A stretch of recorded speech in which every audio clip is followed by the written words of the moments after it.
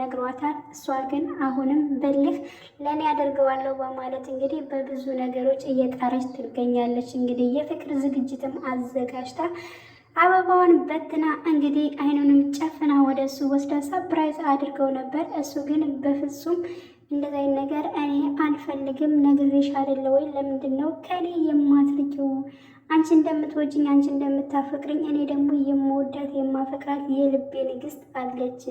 ስለዚህ እባክሽን እኔ አልፈልግም፣ አንቺም ተስፋ ቆራጭ፣ በፍጹም አንቺ ለእኔ ልትሆኝ አችም፣ ምክንያቱም ለሰው አታስብም፣ የሆንሽ ጭራቅ ነገር ነሽ በማለት እንግዲህ ብዙ ነገሮች ተናግሯል ዴቭ ማለት ነው። ምክንያቱም እንግዲህ ከምትሰራቸው ከምታደርጋቸው ነገር ምንም ጥሩ ስራም እያየባት አይደለም። ስለዚህ ለራሱ አድርጎ መቀበልን ፍቅር እጅግ በጣም ከባድ ነው። በዚያ ላይ ደግሞ አይወዳትም አይፈቅራትም። እሱ የሚወደው አደይን ነው ማለት ነው። እና ቀጥታ አደይ ካለችበት ራሱ ከነኤላ ጋር ሄዶ እጅግ በጣም ነበረ እንደሚወዳት እንዲሁም ደግሞ እንደናፈቀችው የተናገረው። እንደዚህ ከፍ አድርጎ በጣም ናፍቀሽኝ ነበር፣ ስላገኘውሽ ደስ ብሎኛል በማለት እንግዲህ ለአደይ ፍቅሩን ገልጿል ማለት ነው። ስለዚህ ዴቭ አደይን የሚፈልገው ፍቅርን አይፈልግም። እሷ ደግሞ ለምን እኔን ትቶ ሰራተኛ ሊያፈቅር ቻለ በማለት እንግዲህ በልህ አደይን በማሰቃየት ከዚያ ቤት በማስወጣት ዴቭን የራሷን ለማድረግ እቅድ ይዛ ነበረ።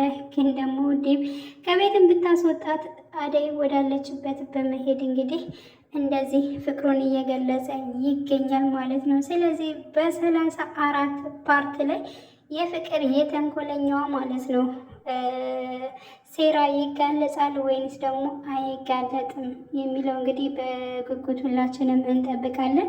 ሌላው ደግሞ በጣም አጓጊና በጣም አንዳንድ ሰዎች የተመለከቱት ነገር አለ ማለት ነው።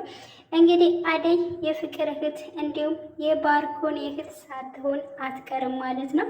እና አንዳንዶችም ሀሳብ እየሰጡ ነው። እኔም እንደዛ ነው የማስበው ማለት ነው። ምክንያቱም በባለፈው ፓርት ላይ የባርኮቴ እናት በደወለች ሰዓት አደይ ከቤት መውጣቷን ስታውቅ ደውላ ነበር ስልክ ማለት ነው። እና አንተን እና ፍቅርን ከአደይ አለያችሁም፣ በቃ ልክ አደይም እንደናንተ ናት።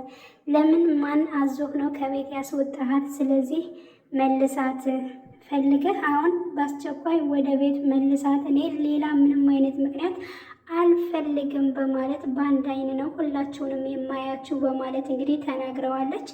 ስለዚህ አደይ የፍቅር እህት ነች የሚል ሀሳብ ነው አንዳንዶች ያላቸው። እኔም የዚያ ሀሳብ ተካፋይ ነኝ ማለት ነው። እና ይህ ነገር እስኪ መቼ ይታወቃል፣ መቼ ይሆናል የሚለውን እንግዲህ ሁላችንም ወደፊት አብረን የምናይ ይሆናል። እና ውድ ቤተሰቦቼ ለቤቴ አዲስ የሆናችሁ የደውል ምልክቱን በመጫን ቤተሰብ የሆኑ ነባር ቤተሰቦችም ስለምታበረታቱኝ እጅግ በጣም አመሰግናለሁ። በያላችሁበት ሰላማችሁ ይብዛ። ዛሬ እንግዲህ ያው 9 ሰዓት ተኩል ላይ ማለት ነው ከ20 ምናምን ሁላችንም በጉጉት እንጠብቃለን። መልካም ጊዜ መልካም ቀን ተመኘውላችሁ።